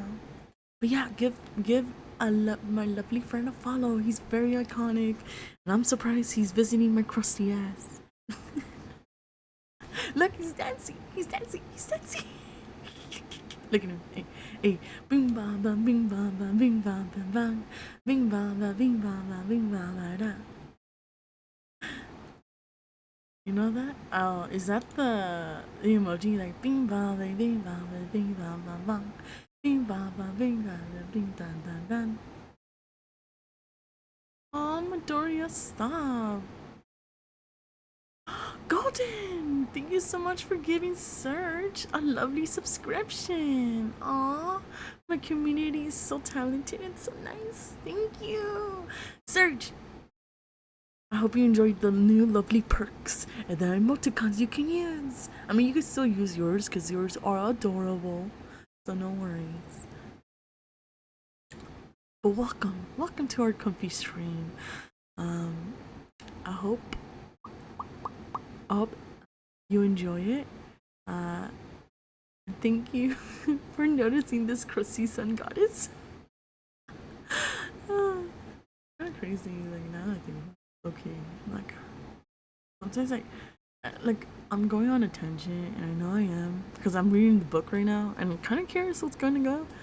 But like, it's so crazy to me that I'm a fucking VTuber. Like, I'm an anime. I'm an anime girl. I could be someone's waifu. Isn't that fucking crazy? Like, I want to be someone's waifu, but oh my god, sucking Tom Cruise. Oh my god, hi, sucking Tom Cruise toes. How you been, buddy? It's always good to see you, man. You're so funny. Yeah, like, isn't it crazy? I could be someone's waifu. Like, I don't know if I'm someone's waifu actually, or it could be someone's Oshi. I don't think I'm someone's Oshi. I have a lot of Oshis. Definitely. But for different categories, if that makes sense, like for singers, for VTuber wise, I would say, yeah, like singers, entertainment, comedians, like that's what I meant.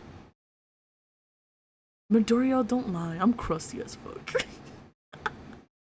But God did make two of me, so Artemis is the living proof that I am beautiful because God made two of me. Because if I was just one person, I would have destroyed the earth with my beauty. So he nerfed me, and that's why I'm an identical twin. But yeah, thank you so much, guys. I appreciate each and every one of you.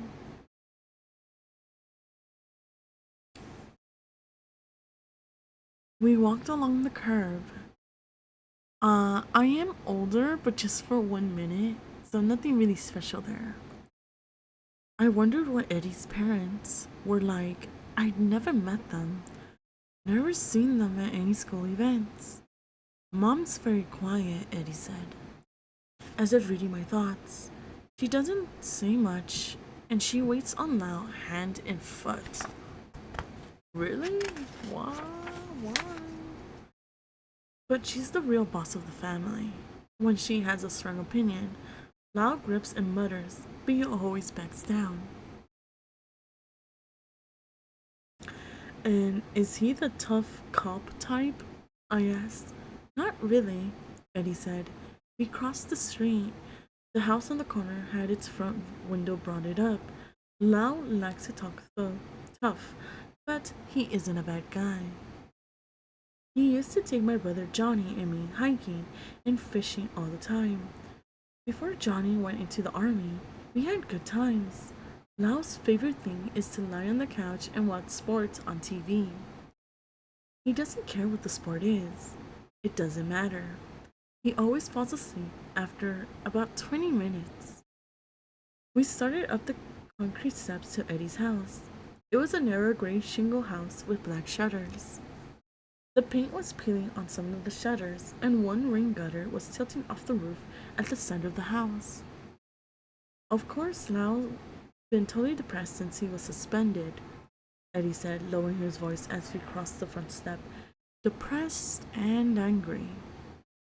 Oh, two things you do not want to hear. I heard country music pouring from the open front window, and a man's voice from inside, shouting to someone in another room. How can you burn the spaghetti? Followed by a woman's laughter. Eddie pushed the front door open and led the way inside. There was no front hallway.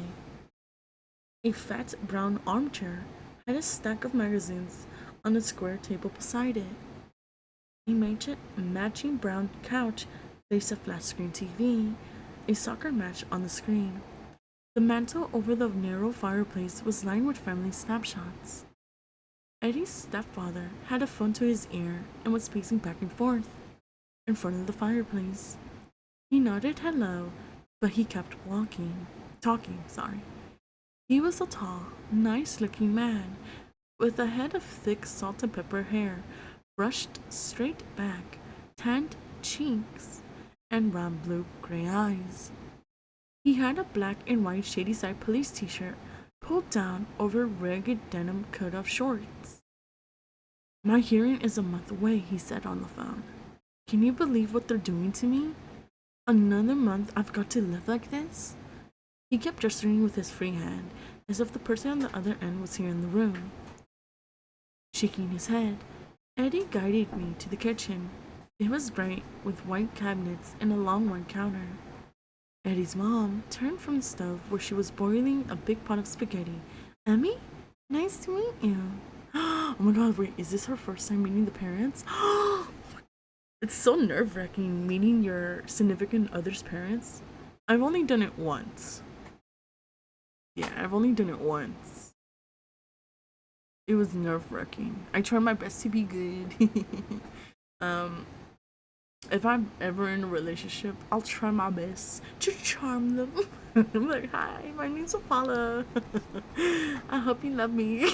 Please don't hurt me. Please don't hate me. I don't know. Probably bribe them with like flowers or something. That would be cool.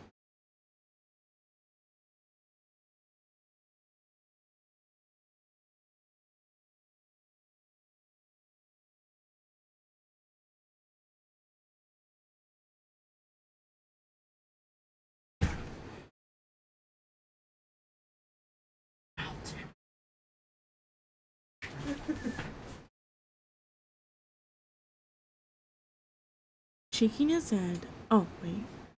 Let's see. Oh. Hi, Rockruff. It's good to see you, sweetheart. I hope you're doing well.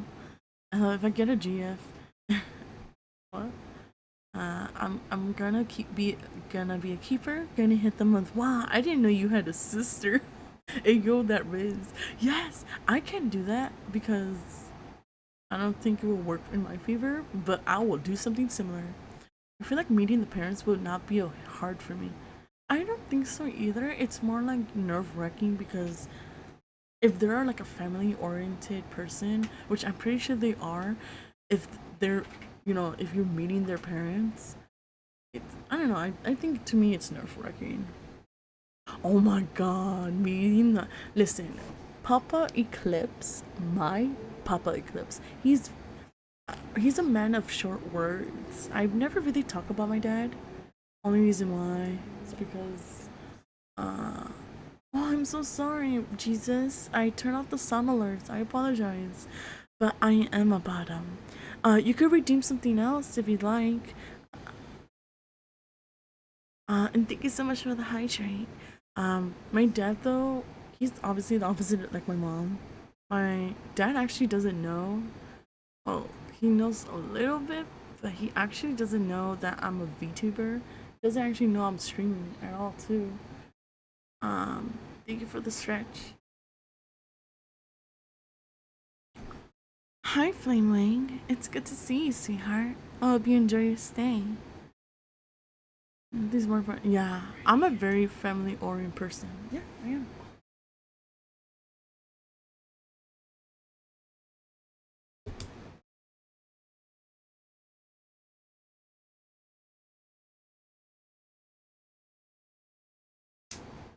What did I just come? Oh, Surge. No, I was just talking about, I guess, like my parents, like, and just talking about my our RRL a little bit. Cause my chat knows Mama Eclipse. They adore my mom, which of course it makes sense. But I talk a lot about my mom. But I never really talk about my dad. My dad does not know that I'm a VTuber. Does not know I stream. Um, while my mom, she supports me 100%. She understands to the best of her abilities that you know, I'm a streamer, and she every time I tell her, I'm like, okay, Mama Eclipse, I'm gonna go stream. She's like, okay, have fun, daughter.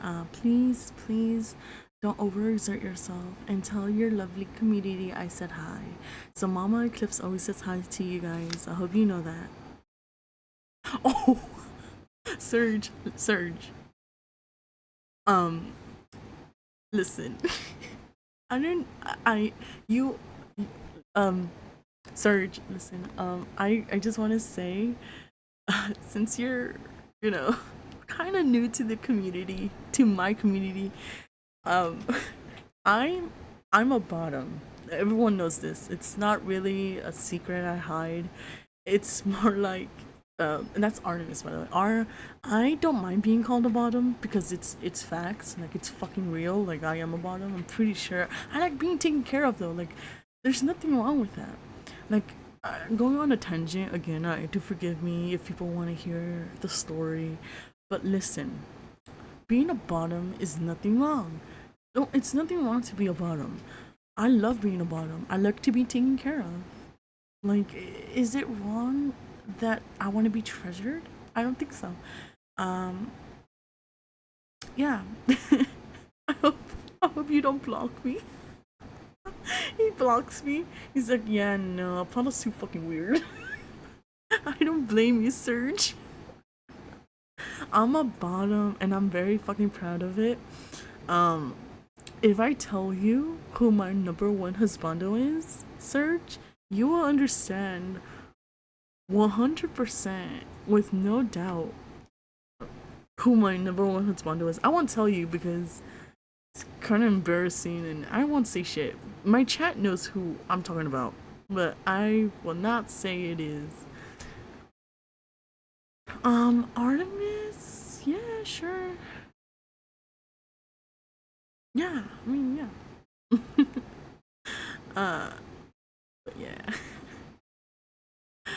Um, I mean, if anyone has questions, I want to say I'm an open book. So, hey, I always say that I need dummy money, not because I'm a bottom. I'm just Surge. Are you sure about that? Like, listen, it's okay if you're a bottom. Everyone, like, the fact that you said dummy mommy and not a mommy, Surge, it's okay. You know what? I'm just putting it out there. Like, you put Dommy. You didn't have to put Dommy. You could just put Mommy. But you put Dommy Mommy. So the fact that you put that in, I mean, come on. It's okay. I'll keep your secret. My chat will keep your secret. There's yeah, but welcome bottoms. I'm a bottom. Let's fucking go. Oh my god. Goth. Everyone likes goth, which is totally understandable because I totally get it.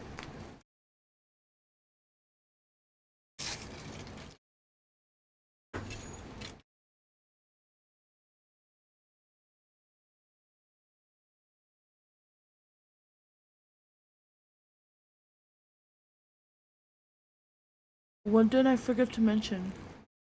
Hmm?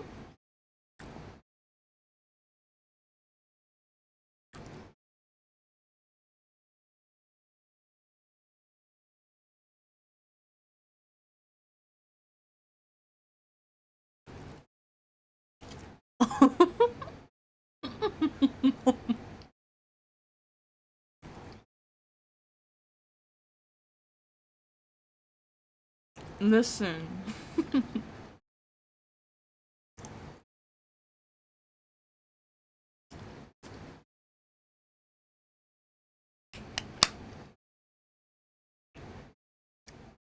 Serge, why are you being defensive about it? Listen, it's fine. I don't know you that well too much yet. Maybe I should shut up. I'm sorry. I'm just saying, because if you're, it's kind of, because for me, if you want a mommy, that's fine. But the fact that you put dummy in front of the mommy, to me, it seems like you want to be dominated. Like, okay, but you know what? I'll shut up. Anyways, I am a spitter. There's nothing wrong with that either. Fuck off, Karma. Hot too. Hot too. Sucking Tom Cruise. Oh my god, stop. You're making me blush. Is that what you wanted me to say?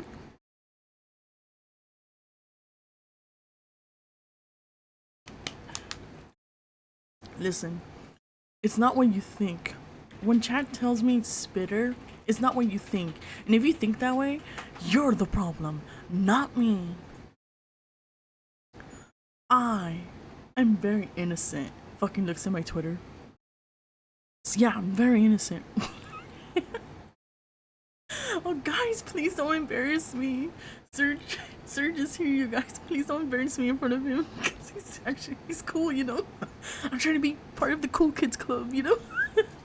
What do you mean Instagram? Don't look at my Instagram. Don't pull up the receipts. I don't appreciate you putting up my receipts like that. Aw, thank you, Golden. I appreciate that. No, don't. He doesn't even know. It's fine. He doesn't even know what to look at. I didn't even link it in my Twitter. I didn't even link it at all. So, like, you're welcome. Just okay. So, like, where were we in the book? No, it's not just Apolla. You're so funny, Midoriya. So, where were we? I think we were saying shut the fuck up. Okay. She said with a warm smile, waving her wooden spoon. She was really young looking. No, they won't. Wanna know why? I block. I'm just joking. Just joking. She had Eddie's. But yeah, guys, if you guys wanna obviously follow the most angelic honey voice, I recommend follow Sarge because he has such an amazing voice. And he's a content creator. Like, he's so entertaining. Like, come on. If you want to support me, support the homie. Anyways, yeah, she was really young looking. She had Eddie's wavy dark hair and gray eyes. She was short and very thin, in dark straight leg jeans and a red and white striped top. Monday is spaghetti night, she said. Hope you like pasta. I make a very spicy tomato sauce. Spaghetti is supposed to be spicy? Hello? I love it, I said. Lao's voice boomed in the other room. I could hear the floorboards creaking under his heavy footsteps. Lao is ranting again. Mrs. Kovac said, turning back to the boiling pot. He's talking to his brother up in Buffalo, but his brother can't help him. He's a pharmacist. He can only tisk tisk, tisk tisk, tisk tisk, tisk tisk. Loud just likes to rant, Eddie said, smiling. Actually, that's not true, his mom said seriously. He. He's so upset. He can't stop himself. Her voice caught, and I think he has a right to be upset. I mean, they haven't treated him well. Not at all. And he's been on the force for 10 years. I turned to Lau. He came bursting into the kitchen, his face red, waving his phone in front of him. Tony didn't know what to say, he told Mrs. Kravak. He turned the pot without turning around. Your brother means well, but he never knows what to say. He told me to be patient, Lau exclaimed. Also, no, my secret's safe with me. Do you believe that? Be patient? If I wanted advice like that, I'd open a fortune cookie. His eyes went wide, as if he didn't realize I was there. Sorry, Emmy, he said. He reached out and shook my hand. He had a huge hand. Ooh, I love a huge hand. I mean, so he had a huge hand. And I don't think he meant to squeeze my hand so hard. I mean, he practically crushed it. I want to be crushed. Eddie told me about your, trouble. I said, awkward. Take off my crown? Hitman? Okay. Lau opened a cabinet, pulled out a box of Ritz crackers, and began tossing them into his mouth. Yeah, trouble, he muttered bitterly. Go ahead, spoil your appetite, Mrs. Kovac said, without turning around. My crown. For now. But next stream is mine.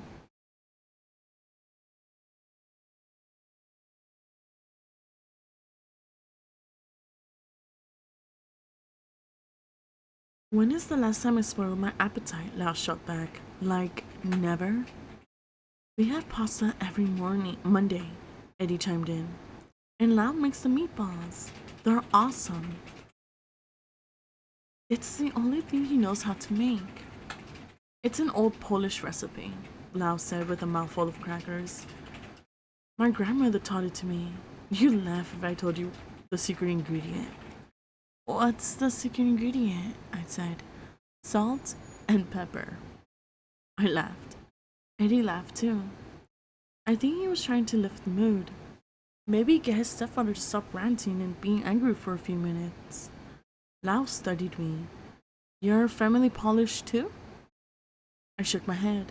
No, my great-grandparents came from the Czech Republic. I think it was called Czechoslovakia back then. Thank you for the hydrate. Thank you, thank you.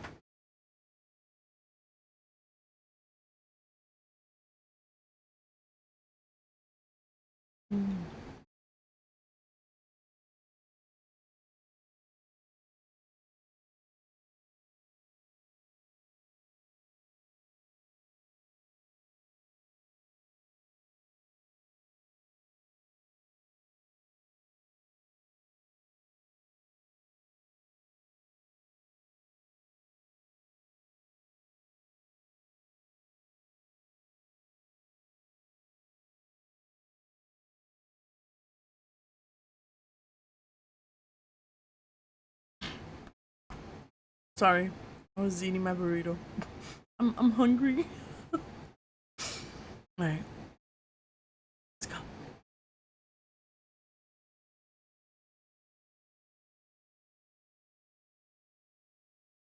I still have some family there. My great aunt Marta lives in Paraguay. Eonix, and you're not ASMR in the burrito eating, I would, but I feel like a lot of people don't like eating sounds. Onyx. Oh, Onyx. Pleasure to meet you. My name is Apolla. I hope pleasure to make your acquaintance. I would do the eating sounds, but I don't want to be rude because I feel like there's some people that just do not want to hear it. But you're right. You're right. I can mukbang it, you know? I can mukbang eating. That's iconic.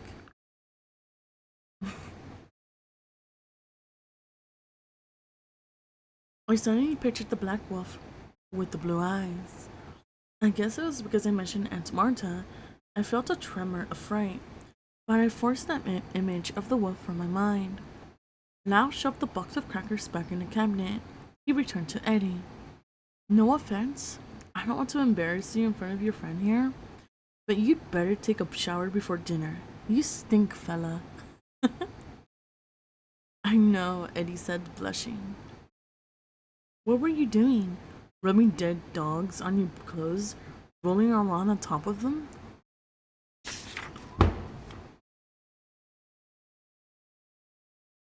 Yes, Eddie said. That's what I'm doing now. That's what I do when no one's looking. You're funny, Lau said, frowning. He shook his head, his eyes on me. Not much to laugh about around here. Thank you so much for the hug, darling. The whole town thinks I'm some kind of crazy maniac. One mistake and Lau, let's try to have a pleasant dinner, Mrs. Kovac said, finally turning around to face him.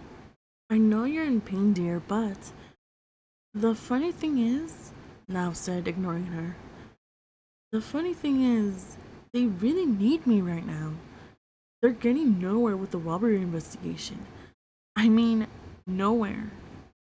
Eddie's eyes went wide. I felt my heart skip a beat. We were both suddenly alert. Robbery? Eddie said. What robbery? Guys, I think this is where they're gonna find it.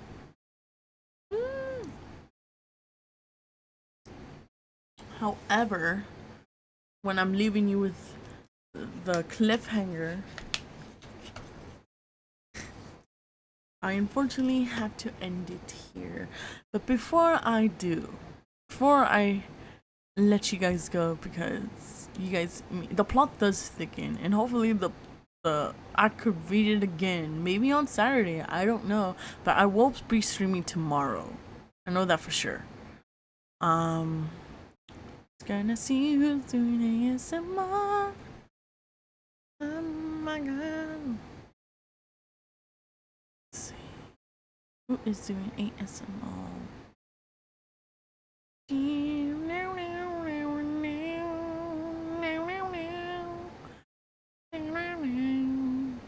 Let's see.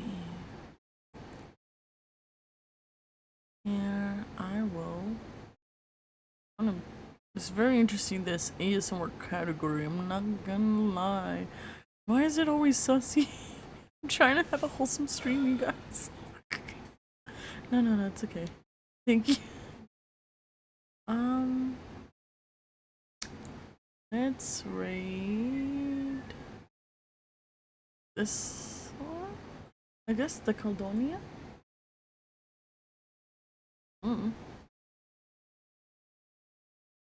Alright, one moment, chat, one moment.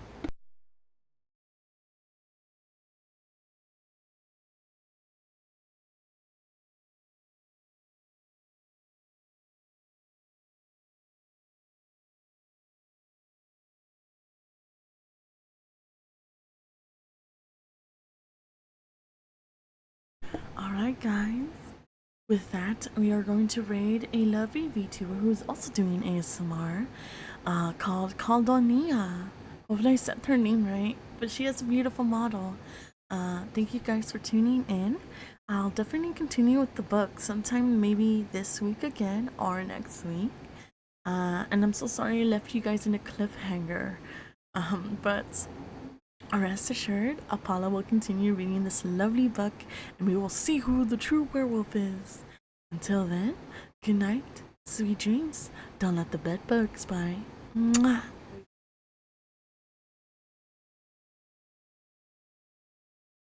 Oh, hold on. Wait, one moment. Hold on. Wait, what happened? What happened? Okay, hold on, guys. Hold on. Something happened. One moment.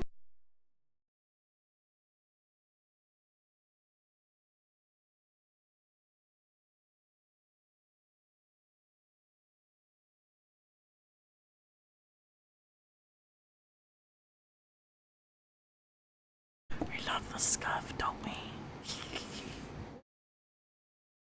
Okay, so we're actually going to, looks like they ended their raid before I could, so we're going to raid Kura Mikira. Hopefully I said her lovely name right. Bye everyone!